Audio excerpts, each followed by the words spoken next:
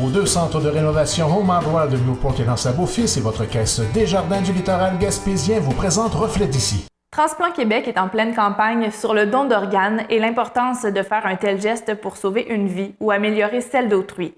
Un résumé de Thierry Haroun.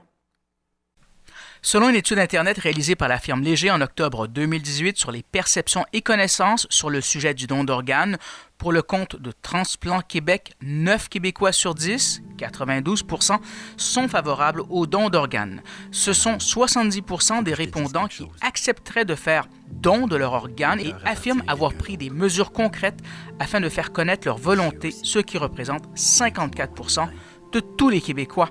Pour Transplant Québec, ce sondage réalisé auprès de 1515 Québécois, toutes les régions du Québec permet de connaître les perceptions et connaissances sur le sujet. On peut entendre Louis Beaulieu, le président de Transplant Québec, sur toute cette question.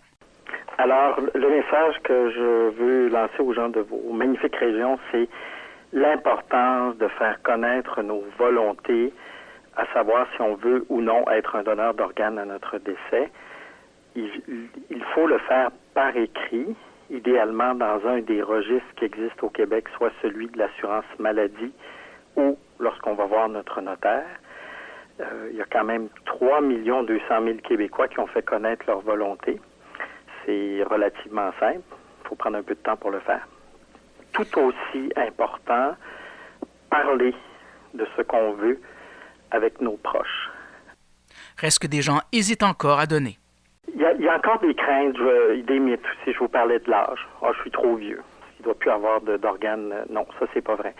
Est-ce qu'on va avoir tout fait pour me sauver la vie si j'arrive mal en point à l'hôpital? Bien sûr, la réponse, c'est oui. C'est d'abord ça qu'on va faire.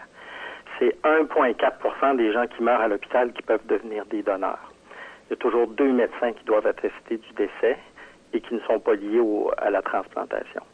Qu'on va pouvoir exposer le corps, faire les rites funéraires, absolument. Tout est fait dans le plus grand respect et avec beaucoup de soins. En Gaspésie, il y a un besoin particulier, rappelle M. Beaulieu. Beaucoup de gens qui sont en dialyse. Dans une région comme la vôtre, recevoir des traitements de dialyse, c'est particulièrement exigeant. Il faut faire des fois plusieurs heures de route, 3 fois par semaine. Alors quand on a un rein, non seulement on a le meilleur traitement, mais ça permet aussi d'économiser des sous pour l'État parce qu'on n'a plus à aller en dialyse.